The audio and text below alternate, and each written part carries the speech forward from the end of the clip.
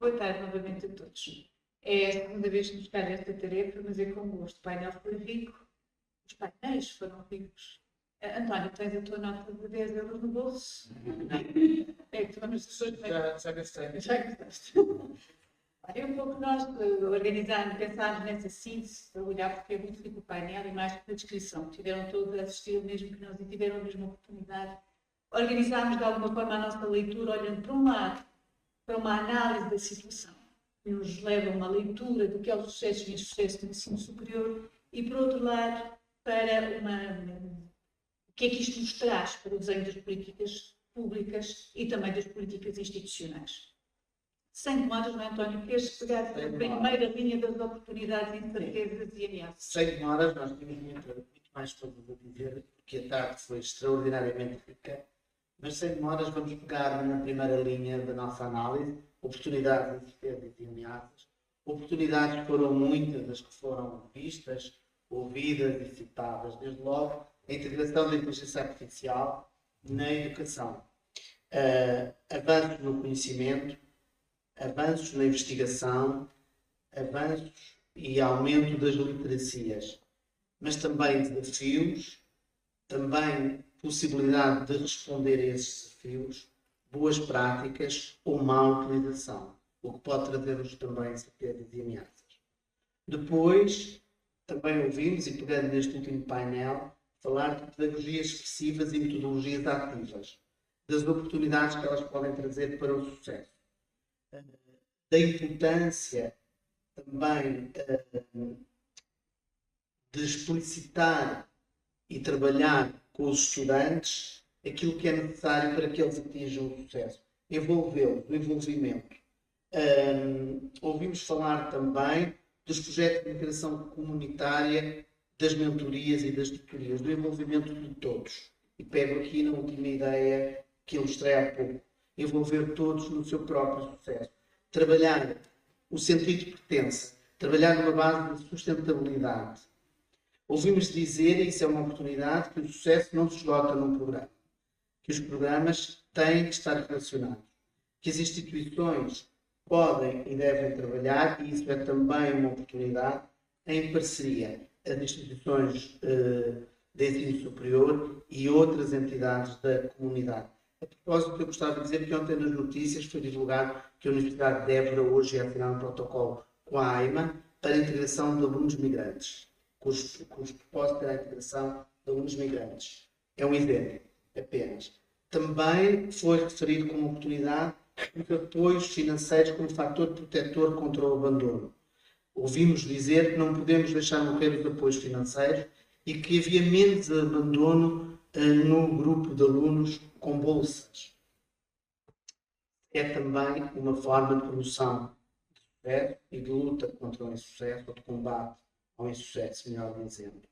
Depois, também outra oportunidade que nos foi dada foi a recolha de dados comparativos com outros países, entre instituições, para que possamos conhecer, para que se possa conhecer as condições dos estudantes e responder e dar importância aos fatores que podem conduzir ao insucesso.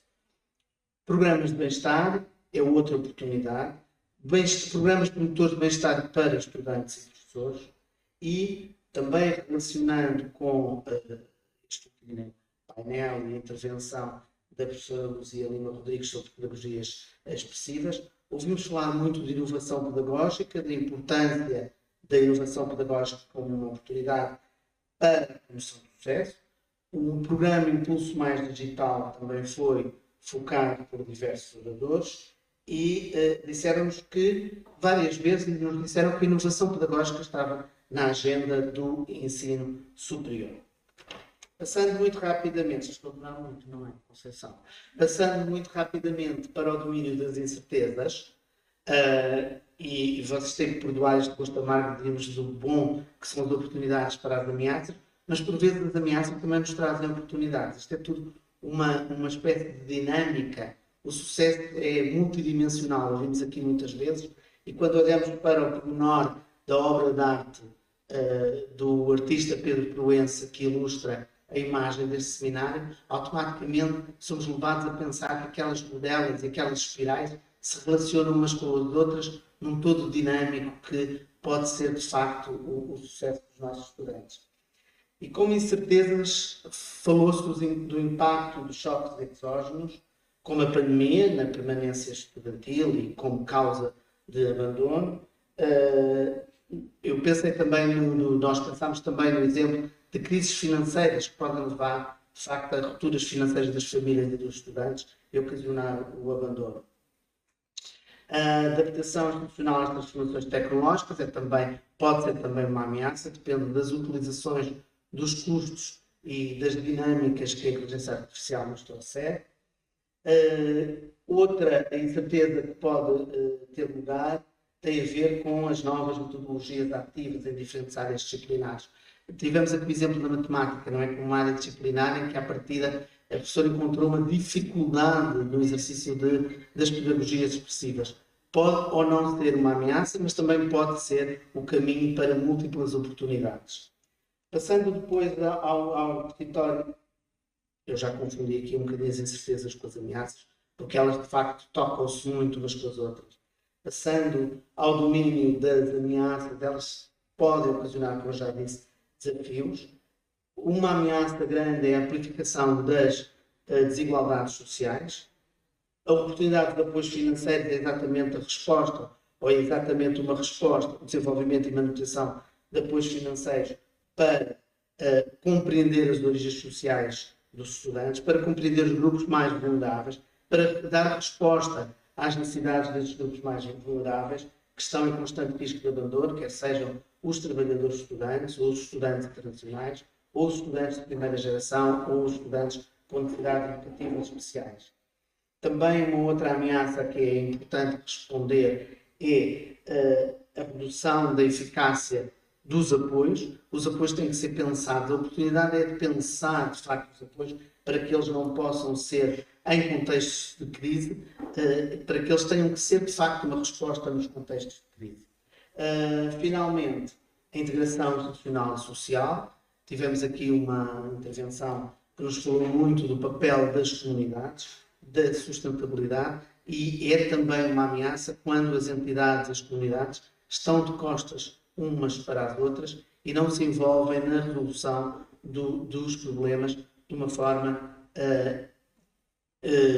implícita, com capacidade de olhar e fazer render as sinergias de todos complementarmente e responder positivamente aos problemas. Então, dou-te a palavra. Eu só muito tempo é que o António já gostou. Muito certo. Não, mas acho que consigo. Eu faço um retrato que tivemos hoje aqui da situação. Eu acho que nos mostrou uma coisa para o debate, para a elaboração de políticas públicas e logo por ponto de partida, eu acho que salientava aqui, por um lado, os vários ângulos de abordagem do problema, desde as questões dos aspectos financeiros aos aspectos do bem-estar das pessoas que aqui estão envolvidos, mas também a importância da educação pedagógica como resposta ao problema do insucesso e como forma de promover o sucesso e, por outro lado, a questão da flexibilidade das respostas. Eu acho que estes aspectos foram levantados logo como base para a análise do problema. Além desses vários ângulos, a importância aqui salientada ao longo do dia e que qualquer decisor público ou decisor institucional, penso que não pode escamotear, tem a ver com os percursos dos estudantes e como eles nos chegam aos espaços das instituições de ensino superiores e o que é que eles trazem, que histórias trazem, que percursos fizeram. E ainda neste lastro da análise, acho que colocaria aqui a definição de sucesso e da abrangência com que ela hoje foi aqui dimensionada, que não foi simplesmente as classificações, mas com as suas várias dimensões.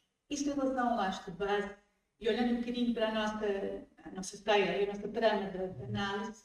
5 minutos. Obrigada, António. Acho que cumpro. Temos claramente entre as tensões, e temos muitas partes aqui envolvidas. Por um lado, temos governos, temos o governo, temos as instituições de ensino superior, os estudantes, as entidades, a comunidade, os empregadores.